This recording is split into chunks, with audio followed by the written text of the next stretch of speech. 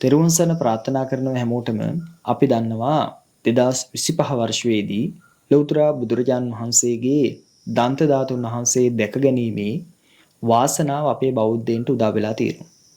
අපි අතීතයේ සඳහන් කරා දන්දා ප්‍රදර්ශනය හොඳයි, එහි ආරක්ෂාව පිළිබඳව වඩා සැලකිලිමත් වෙන්න කියන කාරණේ. ඉතින් අද අපි කතා කරන්නේ එම දලදා ප්‍රදර්ශනයත් එක්ක බෞද්ධංග ප්‍රබෝධයක් ඇති වෙනකොට ඒක ඉවසා ගන්න බැරුව ඇහැට කටු වලින් අයිනෝ වගේ එබ දර්ශන දකින්න බැරි පුද්ගලයෝ කණ්ඩායමක් නැවත වටේකින් මේ සමාජය අවුස්සන්නට පටන් ගන්න තියෙනවා.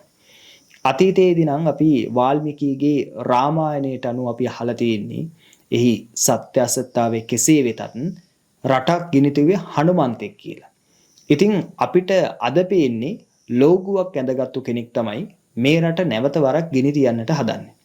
විශේෂයෙන්ම මේ මැල්කම් රංජිත් කාදින්න කියන මේ පුද්ගලයා විටින් විට කරලියට ඇවිල්ලා මේ පාස්කු ප්‍රහාරය කියන එක තොරොම්බල් කරමින් දේශපාලනිකව ආර්ථිකව රට අස්ථාවර කිරීමේ මෙහෙයුමක කළු ක්‍රියාන්විතයක නියැලෙලා ඉන්නවා. ඉතින් මෙම ක්‍රියාන්විතය අදෙය්‍ය කරන එකක් නෙවෙයි. විශේෂයෙන් මේ පාස්කු ප්‍රහාරය 2019 අප්‍රේල් මාසේ 21 වෙනිදා එල්ල වුණාට පස්සේ යුක්ති ඉෂ්ට කරන්න කියලා මේ කාදින විටින් විට හඬනකෝ. අපි රටක් විදිහට ಜಾති ભેදයෙන් තොරව, ආගම් ભેදයෙන් තොරව, වර්ග ભેදයෙන් තොරව අපේ රටේ ශ්‍රී ලාංකිකයන්ට යම යහපතක් වුණාම ඒට සාධාරණේ වෙන්න ඕන. මෙහි අලගිය තැන්, මුල්ගිය තැන්, වැල්ගිය තැන් හොයන්න කියලා අපි පැවතුම් රචයන් වලට අවධාරණය කරා. ඉතින් එහි කොමිෂන් වාර්තා නිකුත් වුණා. ඒ වගේම ආණ්ඩු 3ක් මේ පාස්කු ප්‍රහාරයෙන් පස්සේ බලයටපත් වුණා. ඉතින් විශේෂයෙන්ම පාස්කු ප්‍රහාරය වළක්වා නොගැනීමට වරදකරු කරමින් ශිෂ්ටාධිකරණයේ තීන්දුව තීරණ වලට අනුව හිටපු ජනාධිපති මෛත්‍රීපාල සිරිසේනත් මෙහි වන්දිය ගෙව්වා. ඒ වගේම තමයි හිටපු පොලිස්පති පූජිත ජයසුන්දර මහත්මයාත් මෙහි වන්දිය ගෙව්වා. හිටපු රාජ්‍ය ඇමති හේමසිරි ප්‍රනාන්දුත් මෙහි වන්දිය ගෙව්වා. මේ මිනිස්සු තමන්ගේ තියෙන ඉඩම් උකස් කරමින් වන්දි ගෙවමින් ඉන්නවා. ඒ පිළිබඳව අපිට වෙනම කතිකාවතක් තියෙනවා. නමුත් මේ කාදින්වරයාගේ මෙම පරිගැනීම කවද්ද ඉවර වෙන්නේ? ආණ්ඩු 3ක් යටතේ කමිෂන් සභා වාර්තා ඉදිරිපත් කර තිබියදී එම කමිෂන් සභා වාර්තා පිළිගන්නේ නැතුව පාස්කු වින්දිතීන්ට සාධාරණ ඉෂ්ට කරන්න ඕනේ කියලා අවසානයේදී දුක් විඳින අර ජනතාව තොරොම්බොල් කරමින් නැවත වරක් දේශපාලනික පොරපිටිය තුල තමන් මහ උගතෙක්, තමන් මහ ජගතෙක්, තමන් තමයි මේ රට පාලනය කරන්නේ කියන පුහු හීනමානෙන් පෙළෙන්නට තමයි මේ උත්සාහවත් වෙන්නේ. විශේෂයෙන් කාදිනල් දැනගන්න ඕනේ තමන්ගේ තරම. කාදිනල් තමන්ගේ සීමාව ඉන්න දැනගන්න ඕනේ. කාදිනල් කියලා කියන්නේ මේ රටේ බහුතරේ නියෝජනය කරන ආගමික නායකයෙක් නෙවෙයි. කාදිනල් කියලා කියන්නේ සුළුතරයක සුළු වාර්ගිකයෙන්ගේ සුළු ආගමික කණ්ඩායමකගේ එක්තරා පුද්ගලයෙක් පමණයි. අපි විශේෂයෙන් කලින් සඳහන් කරලා තියෙනවා මේ රඳගිරු සම්මේලනයේ සභාපති ලේකම් ආදී කොට ගත්තා වූ නිලයක් කාදිනල් විසින් දරන්නේ නැහැ. ඔහු කොළඹ පදවියේ නායකයෙක් පමණයි.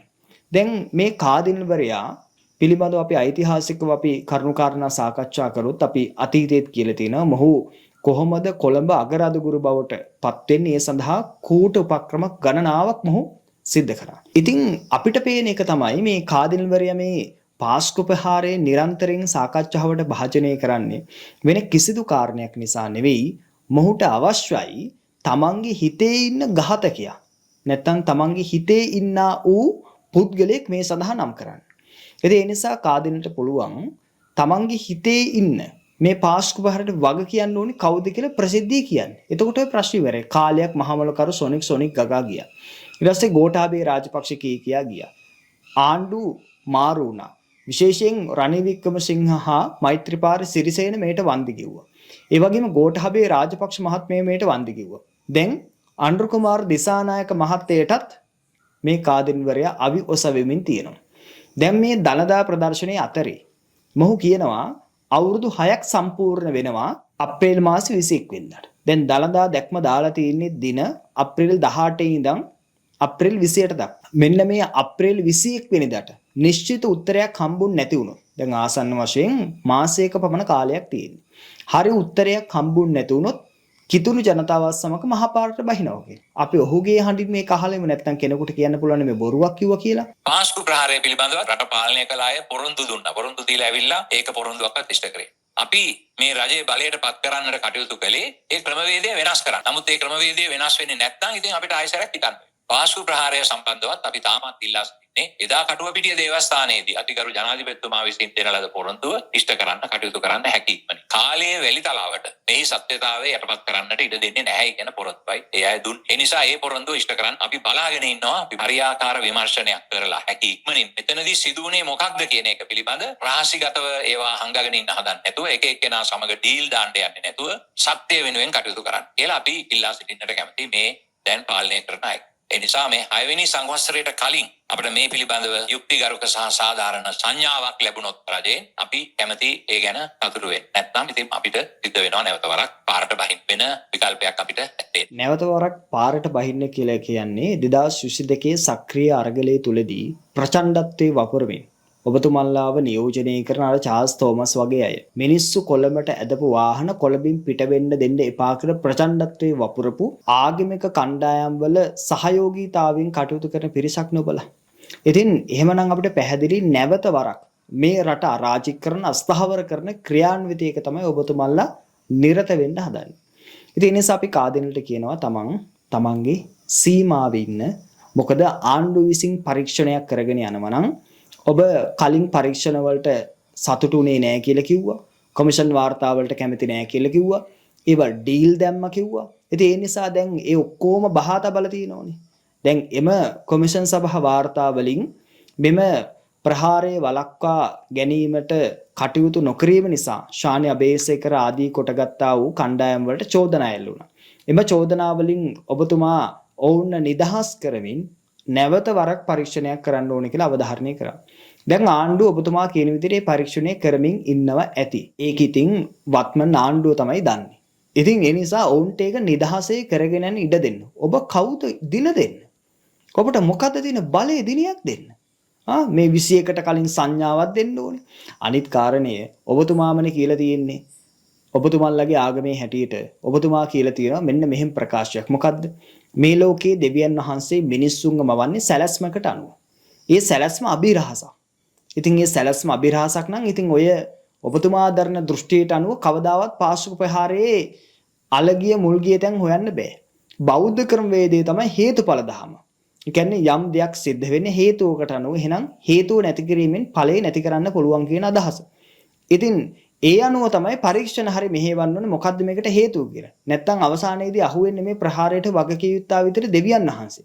ඒ දෙවියන් වහන්සේනේ යම් එක්තරා සැලැස්මකට මේ පුද්ගලින්ව මවලා තියෙන්නේ. සහරාංග මවන බෝම්බ තියන්න ඒ බෝම්බෙන් ප්‍රහාරයට ලක් වෙන අහිංසක මිනිස්සු වගේක් මවනවා.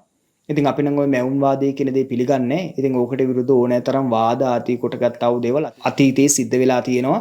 ඉතින් මේ මල්ලගේ තියෙන මේ පංචමහාවාද කියන පොත ඉතින් මේ පොත පුළුවන් ඕනනම් කාදිනට පොඩ්ඩක් ගෙන්නගෙන කියවා ගන්න. මොකද මේ අතීතයේ කොහොමද අපේ මහා සංගරුවන ඕගොල්ලන්ට උත්තර දුන්නේ කියන එක සම්බන්ධව. ඉතින් ඒ වගේම මේකේ මම පොඩි කොටසක් ගන්නම්. 1818 උඩරට කැරැල්ල අමානුෂික ලෙස මැඩ පැවැත්වීමෙන් පසු ඉංග්‍රීසි ආණ්ඩුව වලට විරුද්ධව නැගී සිටීමට තරම් මානසික තත්ත්වයක් සිංහල බෞද්ධයන්ට නොවිය. මේ ඔබතුමන්ලගේ ආගම ලංකාවට අරගෙන ආපු කාලකන්ණි කරපු වැඩි 818 කැරැල්ලෙන් අපේ සිංහලයන්ව අමුවේ ඝාතනය කරා. නමුත් අපි ඒව කියා ඉන්නේ.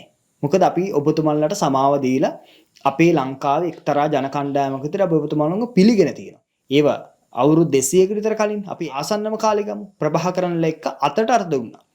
යාපනයේ හිටපු රායප්පා ජෝසප්ලා වගේ හිටපු ෆාදර්ස්ලා LTT කුරුරු කොටි ත්‍රස්තවාදීන් සමග අතට දුන්නා. ත්‍රස්තවාදීන් සමග අතට දීමත් වරදක්. නමුත් අපි ඒවට සමාව දුන්න ඔබතුමන්ලාට.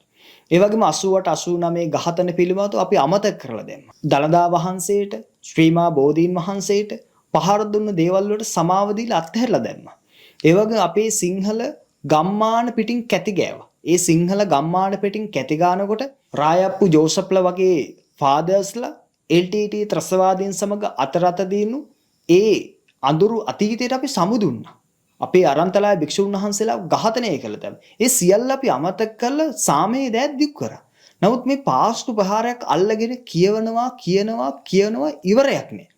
මේකේ සීමාවක් තියෙන්න ඕනනේ. ඒ නිසා වහාම ඔබතුමා කියන්න කවුද පාස්කුවට ඔබතුමා හිතන් ඉන්නේ? කෙලින් එක කියන්නකො මෙන්න මේ අහවලා. රාජපක්ෂලාද, වික්‍රමසිංහලාද, සිරිසේනලාද? එහෙම නැත්නම් ඔබතුමා හිතන්නා වූ යම් සොනික් කියන කෙනාද? එහෙම නැත්නම් මහමලකාරය කවුද? අන්න එහෙම පැහැදිලිව ඔබතුමා කියන්නේ. එතකොට ඒක අධිකරණයෙන් පිළිගත්තා නම් හරි. දැන් ඔබතුමාලා කියන්නේ එහෙමනේ. දැන් මේකේ සීමාවක් තියෙන මේ මිනිස්සු දුක් විඳිනවා වෙරයක් නේ.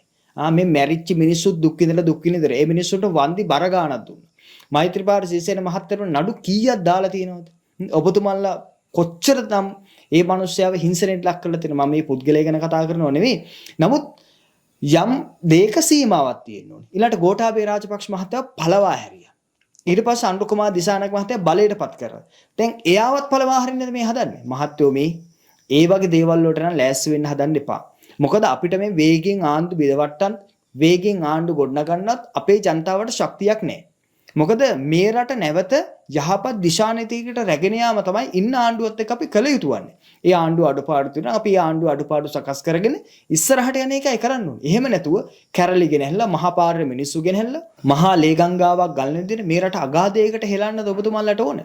දැන් මම මේ කතා කරේ නෑ මේ 818 කැරලි සිද්ධිත් එක්ක තවත් අපිට ඉස්සරහට කතා කරන්න බොහෝ කාරණා තියෙනවා. අපි මේ සංවාද ඉස්සරහට රැගෙන යන බලාපොරොත්තු වෙන මොකද කාදින මේක තේරෙන සිංහලෙන් කිව්වට එතුමට තේරෙන්නේ නැහැ.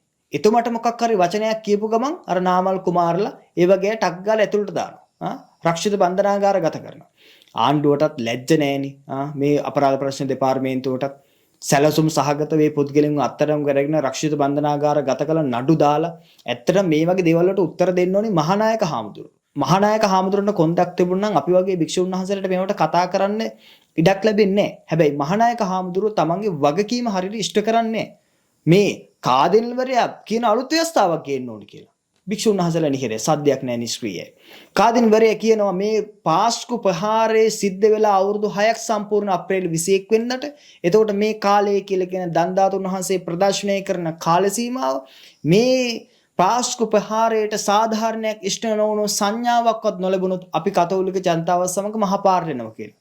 මේ ලෝකේ උතුම්ම රට වුණු මේ ශ්‍රී ලංකාවේ වැඩ ඉන්නා වූ දන්දාතුන් වහන්සේ ප්‍රදර්ශනය කරන කාල සීමාව තුළ කතෝලික ජනතාව මහපාරට බස්සන්න මොහුගේ උපායක් උපක්‍රමයක් තියෙනවා නම් ඒ සම්බන්ධව ගෞරවනීය මහානායක හාමුදුරුවෝ හඬ අවදි කරන්න ඕනේ නැද්ද?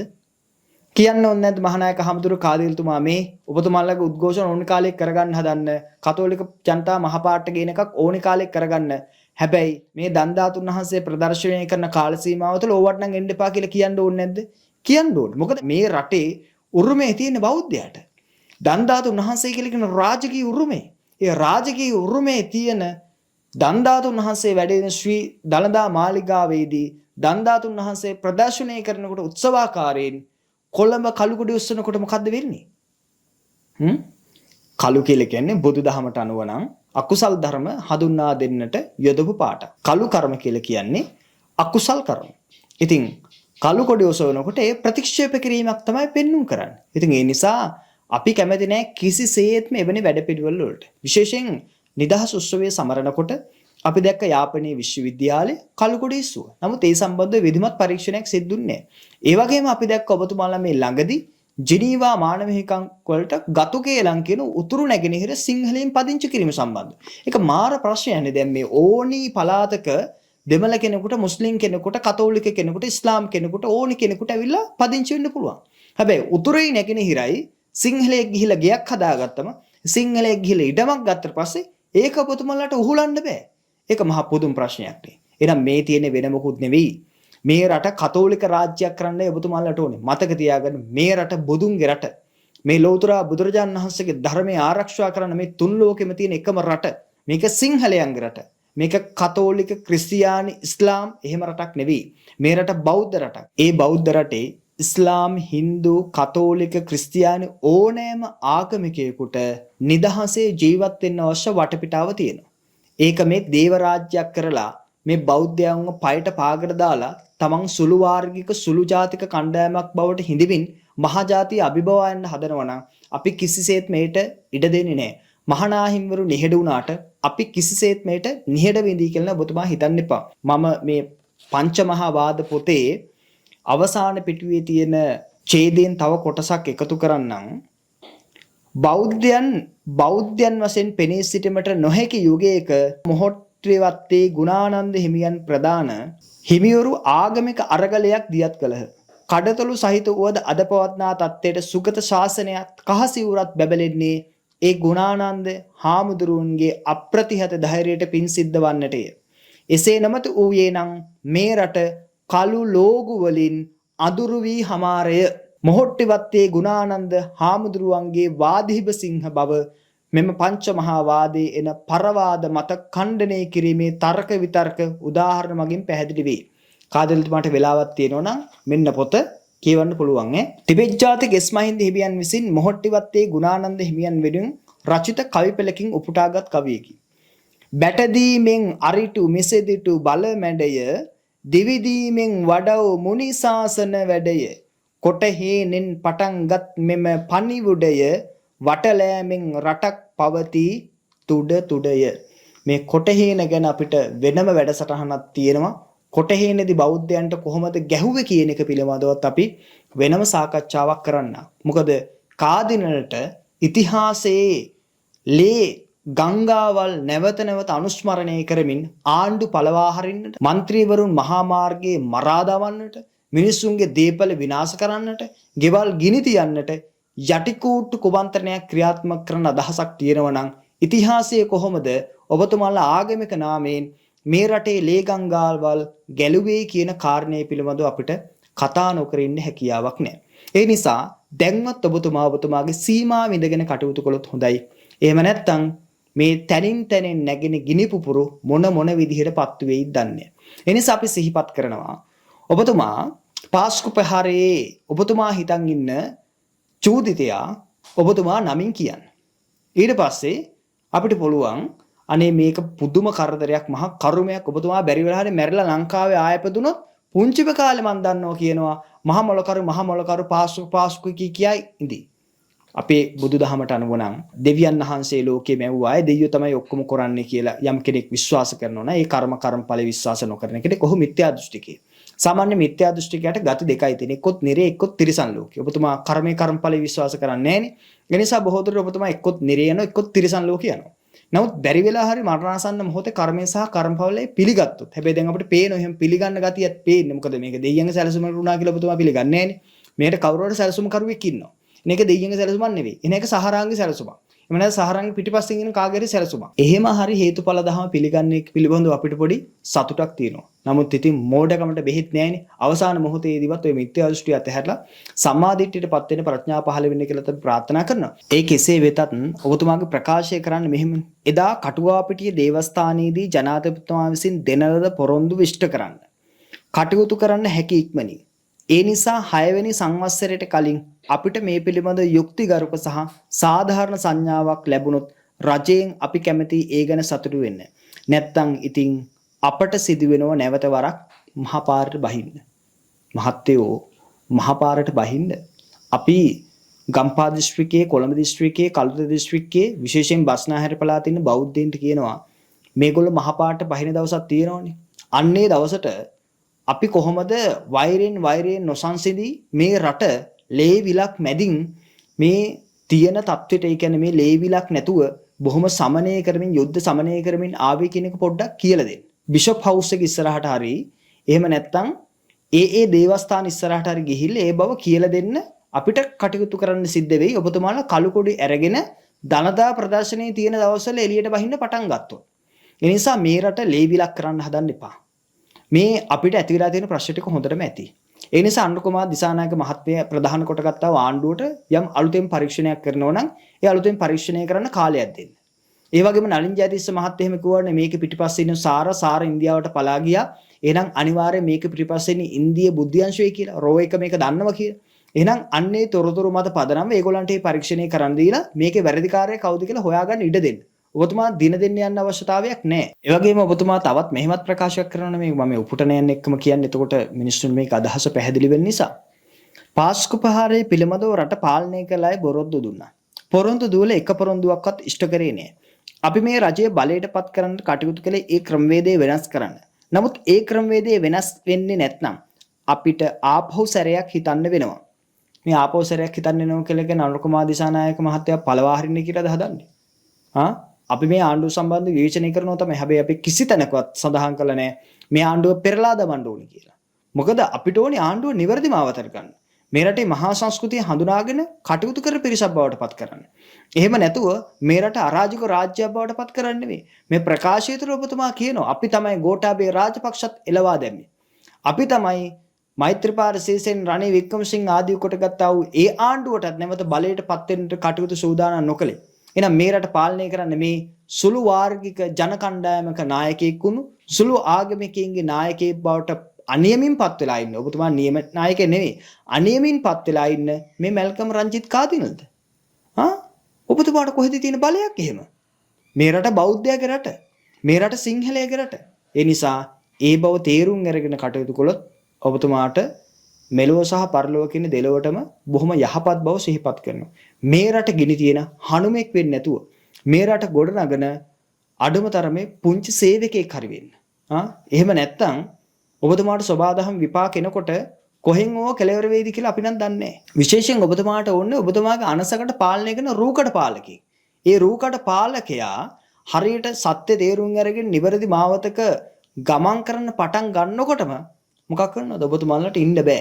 පොඩ්ඩක් අරහෙ මෙහෙ කහන්න පටන් ගන්නවා. ගිනි තියන්න ඕන. ඔබතුමාලට තියෙන්නේ බෞද්ධයත් එක්ක වෛරයක්. හරියට ඔබතුමාලා සිනාසෙන මාරයෝ වගේ සිනහසෙමින් පිටිපස්සෙන් ඇවිල්ලා තමයි පිහියෙන් අයින්නේ. ඉතින් මේක තේරුම් ගන්න බෞද්ධයන්ට ගොඩාක් කල් යනවා. ඇයි? අපේ බෞද්ධ ඉක්මනින් රැවටෙන. මොකද හදවත ටක් ගාලා උණු වෙන නිසා ඉක්මනට රැවටෙන ගතියක් බෞද්ධයන්ගේ තියෙනවා. ඉතින් අපි කියන මේ කාදිනල්ට ඕනේ රූකඩ පාලකයෙක්.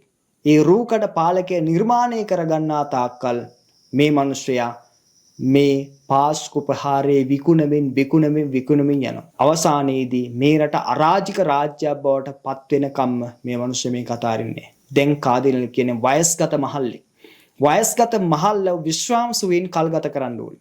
ඒ නිසා වහාම දැන් සංසුන් වෙලා හිත පොඩ්ඩක් නිදහසේ තබාගෙන ගෙදරට වෙලා කාලය ගත කරන්න.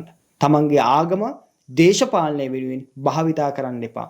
සාමයේ පණිවිඩය ලෝකෙට දෙන්න ඕන නම් නහි වේරේන වේරාණී සම්මන්තිද කුදාචනං අවේරේනච සම්මන්ති ඒස ධම්මෝ සනන්තනෝ කියන අන්නේ බුදු වදන අනුගමනය කරන්න. අවසානයේදී අපිට කියන්න තියෙන්නේ කාදිනලටත් තෙරුවන් සරණ යන්නට ප්‍රඥාව පහළ වේවා කියලා. ඉතින් කාදිනතුමනි ඔබතුමාට මේ අවසාන වශයෙන් සිහිපත් කරන්නේ දැන්වත් යහපත් දේවදූතයෙක් බවට පත් වෙන්න. එහෙම නැත්නම් ඔබතුමාට වෙන දේ ඔබතුමාටවත් හිතා ගන්න බැරි වෙයි. එහෙම තමයි සබාදහම නඩුව අහනකොට උසාවි නෑ තීන්දුව විතරයි දෙන්නේ. ඒ නිසා තීන්දුවට ඊතා ඉක්මනින් ඔබතුමාට සෝදානම් වෙන්න වෙයි. අපි මේ පුංචි අනතුරු ඇඟීමක් කරන්නේ. ඒ අනතුරු ඇඟීම ඔබතුමා තේරුම් ගත්තේ නැති වුණොත් කොහෙන් මේ ප්‍රශ්නේ කෙලවර වෙයිද කියලා අපි නම් දන්නේ නැහැ. හැමෝටම තෙරුවන් සරණයි.